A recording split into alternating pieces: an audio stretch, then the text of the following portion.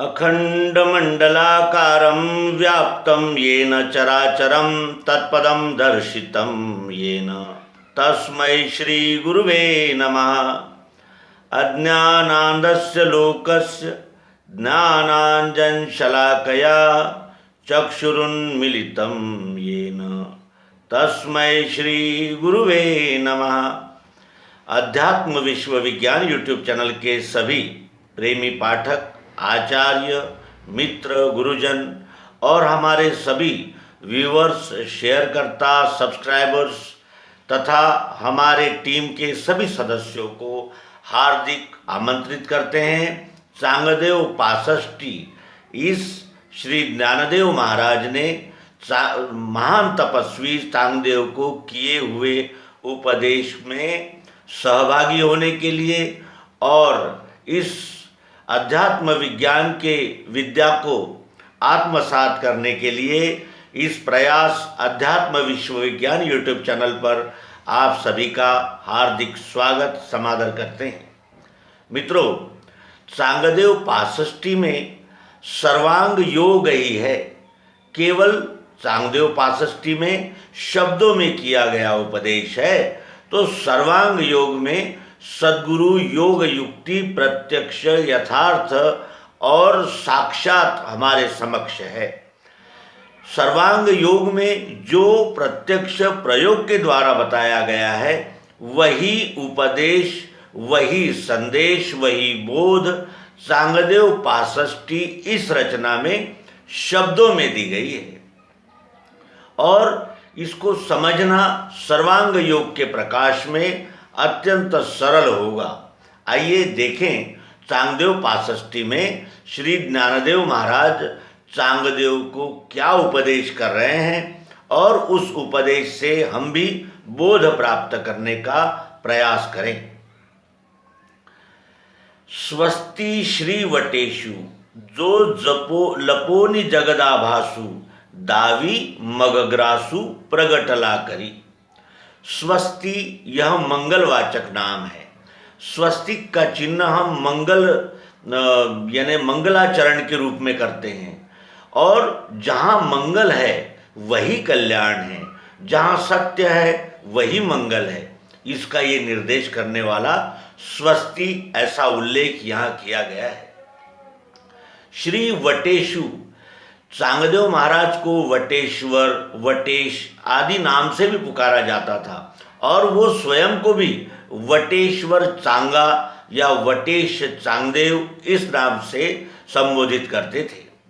तो यहाँ दो अर्थ लिए जा सकते हैं कि वटेश्वर ये उनका यानी नामाभिधान भी था चांगदेव जी का, और वटेश का अर्थ होता है वट वृक्ष।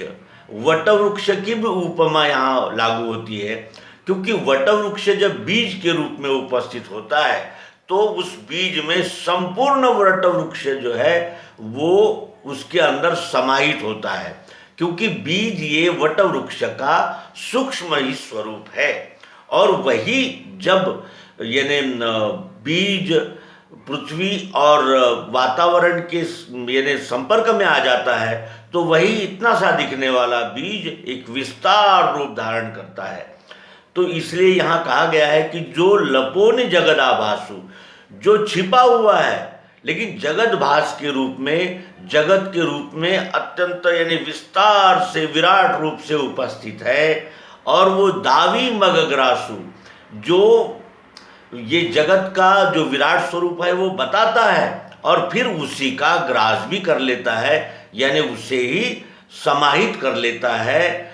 उस तरह वो प्रकट भी है और अप्रकट भी है, व्यक्त भी है और अव्यक्त भी है, वही ये विश्वरूप परमात्मा। इसके अनंतर दूसरी वोवी में कहते हैं कि प्रगटे तव तव नदी से, लपे तव तव आभासे, प्रगट ना लपाला से न खोमता जो। जब प्रगट होता है तब तब दिखता है और जब जब छिपता है तब तब उसका आभास होता है, और इस तरह जो प्रगट में भी है और छिपा हुआ भी है, इसलिए वो सदैव है ही। जैसे हम एक उदाहरण इसके लिए लेंगे, कि जब वो प्रकट होता है यानी विस्तार करता है अपनी जीव सृष्टि का, तब तक वो दिखता है अनेक आकारों में, प्रकारों में वो दिखता ही दिखता है। हर ओर वो एक ही विश्वरूप परमात्मा ईश्वर दिखता है। और जब जब छिपता है तब तक ये आभास भी होता है कि इस विश्व के एक एक कण में जो भरा हुआ अस्थि भांति प्रिय रूप जो बोध है, जो अस्थि भांति प्रिय रूप जो यानी जिसे कहते हैं कि अस्तित्व, भातित्व और प्रियत्व है, वो हमें उसका आभास होता ही रहता है एक एक कण में सदैव हमेशा। और इसी तरह जो छिपा हुआ भी है और प्रकट है, वो कहीं आया भी नहीं और कहीं गया भी नहीं, केवल व्यक्त अव्यक्त ये उसकी लीला है। यहाँ ये ज्ञानेश्वर महाराज चांगदेव को उपदेश कर रहे हैं। बहु जव जव होवे होए तव तव काहीच न होए, काही न होनिया है अवघा चीजो। जैसा जैसा वो बहुत होता है वैसा वैसा वो कुछ भी नहीं होता, क्योंकि ये विश्व जैसा है वैसा ही है। इसके अंतरंग में ही परिवर्तन, इसके अंतरंग में ही रूपांतरण दिखता है। इसलिए जैसे हम ही हैं जो माता के पेट में अदृश्य थे, फिर दृश्य हुए तो छोटे से थे, अब बड़े हो गए, तो हम में क्या परिवर्तन हुआ? हम में तो कुछ परिवर्तन नहीं हुआ, तब भी हम ही थे, अब भी हम ही हैं। इस प्रकार जैसा जैसा वो बहुत होता है तब भी वो कुछ भी नहीं होता, और जब भी नहीं होता तब वो होता ही है, क्योंकि उसके बगैर अस्तित्व हो ही नहीं सकता। इस तरह जो संपूर्ण रूप से है और उसका भास सर्वत्र हो ही रहा है। सोने सोनेपणा उने न एताची झाले लेणे, तेवी न वेचता जग होणे अंगी जया। सोना जो है उसमें कुछ भी कमी नहीं आता, तब भी वो अलंकार बन जाता है। सोना ही है लेकिन वो अलंकार के रूप में, गहनों के रूप में उपस्थित है। उसी तरह कुछ भी घट बढ़ न होते हुए भी वो स्वयं ही यानी वो विश्वरूप परमात्मा अनंत रूपों में, रंगों में, आकारों में प्रकट हो गया है। और उसमें जब वो आकारों, प्रकारों और रूपों, रंगों में व्यक्त होता है, तब भी उसमें कुछ न्यून नहीं होता और कुछ बढ़ता नहीं है। केवल उसका बाह्याकार जो है वो रूपांतरित होने वाला है, और उसका अंतरंग जो है वो सदैव जैसा है वैसा ही है। अब इसके लिए एक उदाहरण देखेंगे कि ये शक्कर है, इसके हमने लाखों टुकड़े कर दिए तो भी क्या कोई मिठास में अंतर हुआ है? जैसे सोना ही अलंकार बना है, सोना अलंकार के रूप में दिख रहा है, तो अलंकार का आकार सोने ने धारण किया है। उसी तरह मिठास ने ही ये मिश्री का आकार धारण किया है। मिठास नहीं है तो मिश्री नहीं हो सकती, और मिश्री है तो मिठास होनी ही चाहिए। इस तरह वो अन्योन्याश्रित होने से यहाँ ज्ञानदेव महाराज सोना और सोने के अलंकार इस उपमा में इस सिद्धांतों को हमारे सामने प्रस्तुत कर रहे हैं। कल्लोळ कंचूक न फेडिता उघडे उदक, तेवी जगेसी सम्यक स्वरूप जो। जैसे पानी पर लहरें बबूले उठते हैं, पानी पर लहरें बबूले उठते हैं, तो क्या लहरें बबूले पानी के बगैर हो सकते हैं? पानी के ऊपर ही इसका आभास हो रहा है। जब वो जल वायु का संग पकड़ लेता है तो वो लहरें और बबूलों का रूप ले लेता है। और उसी तरह यानी पानी है तो लहरें और बबूले हैं, पानी नहीं है तो लहरें और बबूलों का अस्तित्व ही नहीं हो सकता। उसी तरह विश्वरूप परमात्मा है तो ये सृष्टि है, विश्वरूप परमात्मा नहीं है तो ये सृष्टि अस्तित्व में ही नहीं रह सकती। और वो स्वयंभू, स्वयं संचालित और सार्वभौम रहने से वो है, और उसी के आधार पर ये सारे सृष्टि के कार्यकलाप हमारे दृष्टि में दिख रहे हैं। परमाणुचिया मांदिया पृथ्वी पणेन वचेची वाया तेवी विश्व स्फूर्ति या झांक वेना जो। परमाणु के रूप में भी वो पृथ्वी ही दिख रही है। धूलि का एक कण भी पृथ्वी से अलग हो सकता है? अलग है नहीं, इसलिए हम उसको पृथ्वी से अलग नहीं मान सकते। लेकिन कण के रूप में तो वो अपना अस्तित्व दिखा ही रहा है। यानी कण और पृथ्वी यानी अंश और अंशी एक ही है, और इसी से यानी उस विश्वरूप परमात्मा की स्फूर्ति से ही यह सारा दिख रहा है, और ये कभी भी ढका नहीं जा सकता। विश्वरूप परमात्मा हर कण में उपस्थित है, ये ढका नहीं जा सकता, यानी छिपाया नहीं जा सकता, क्योंकि उसी के आधार पर तो सृष्टि है। कणांचेनी पांगुरणे चंद्रमा हरपो नेने का वन्नी दीपपणे आननो है। यहाँ भी वो उपमाएं देकर इसी सिद्धांत को स्पष्ट और जिसे कहते हैं कि अनुभव गम्य रीति से बता रहे हैं। कहते हैं कि चंद्र कला जो होती है, चांद धीरे धीरे बढ़ता है और फिर धीरे धीरे घटता भी है। तो उस कलाओं के छोटे यानी कम ज़्यादा होने से चंद्र छिपता नहीं है, क्योंकि वो चंद्र की ही कला है। और उसी तरह दूसरा उदाहरण भी देते हैं कि अग्नि और दीपक, दीपक में अग्नि है तो अग्नि से ही दीपक प्रज्वलित हो रहा है। यानी अग्नि और दीपक ये दोनों अलग नहीं हो सकते।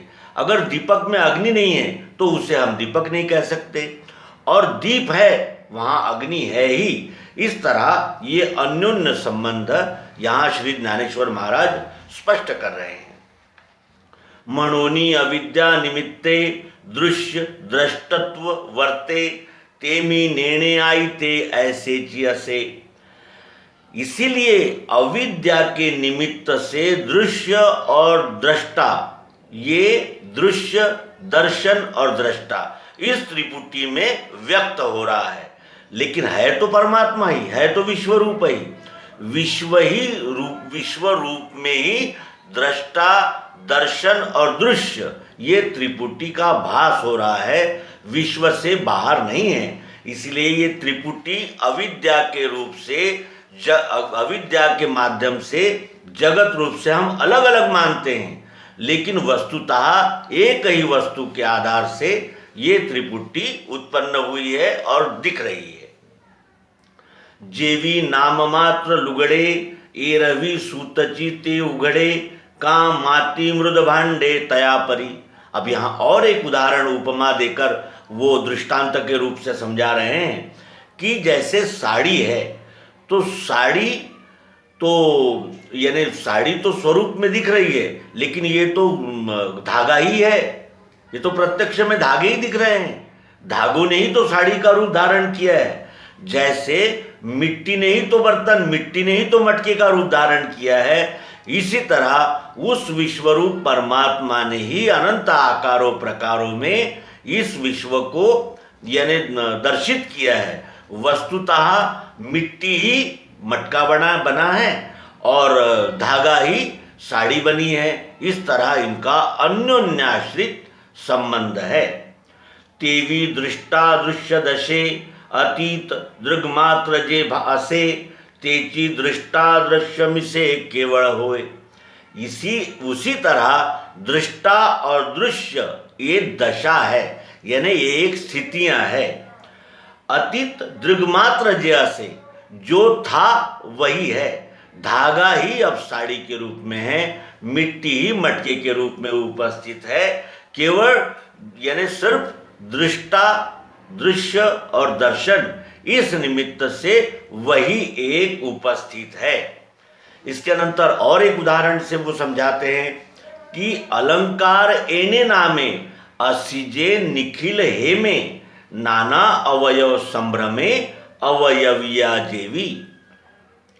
अलंकार के नाम से ही वो शुद्ध सोना ही उपस्थित है। सोने ने ही अलंकार का रूप ले लिया है। अलंकार इस नाम से वो सोना ही उपस्थित है। और वो सोना अनेक यानी गहनों में जिस तरह उपस्थित है, उसी तरह नाना अवयवों में यानी नाना अंगों में उपस्थित रहने से भी अवयवों को धारण करने वाला तो एक ही है। हाथ इस तरह है, नाक इस तरह है, कान इस तरह है, ये हमारे अवयव है, लेकिन उन अवयवों में भी, अंगों में भी हम ही तो उपस्थित है। उसी तरह अनेक रंगों, रूपों, आकारों में, प्रकारों में वही एक विश्वरूप परमात्मा दिख रहा है और उपस्थित है। तेवी शिवोनी पृथ्वी वरी भासती पदार्था चिया परी प्रकाशेते एकसरी संवित्तिये। उसी तरह पृथ्वी पर अनेक पदार्थों के रूप में जो दिख रहा है वो एक ही समय में वही है, केवल अनंत आकारों प्रकारों में होने से वो जैसे सुवर्ण है, सोना है, वो अलंकार के रूप में दिख रहा है, यहाँ हार के रूप में दिख रहा है, तो वहाँ कर्णफूल के रूप में दिख रहा है, तो यहाँ अंगूठी के रूप में दिख रहा है, अनंत आकारों में वो एक ही सोना है। उसी तरह संपूर्ण सृष्टि में वो एक विश्वरूप परमात्मा ही है जो अनंत पदार्थों के रूप में नजर आ रहा है, दिख रहा है, और केवल ज्ञान मात्र यानी वो आत्म तत्व ही अनंत रूपों में व्यक्त हो रहा है। नाही ते चित्र दाविती परी असे केवल भिंती प्रकाशे ते संवित्ति जगताकारे। दीवार पर अनेक चित्र बने हुए हैं और देखने वाला तो दीवार पर बने हुए चित्र देखता है, लेकिन वस्तुतः उस चित्र को धारण करने वाली क्या है? दीवार है। दीवार है, भित्ति है। अगर दीवार नहीं होगी तो चित्र कहाँ बनेंगे, और चित्र अगर नहीं है तो भी दीवार रह सकती है, यानी दीवार के आधार से चित्र उपस्थित है। उसी तरह इस जगदाकार जो चराचर सृष्टि दिख रही है वो उसी विश्वरूप परमात्मा के आधार से दिख रही है। ऐसा यहाँ श्री ज्ञानदेव सांगदेव महाराज को उपदेश कर रहे हैं। हम क्रमशः सांगदेव पासष्टी का बोध प्राप्त कर रहे हैं और आप सभी से अनुरोध है कि आप इसे सर्वांग योग अध्यात्म विज्ञान के प्रकाश में देखेंगे तो हमें अवश्य ही यानी संपूर्ण और त्वरित बोध हो सकता है। तो मित्रों, मिलते हैं अगले अंक में और शेष ओवियों को जानने का प्रयास करेंगे। नर्मदे हर सद्गुरु भगवान की जय, विश्वरूप परमात्मा की जय। ओम शांति शांति शांति।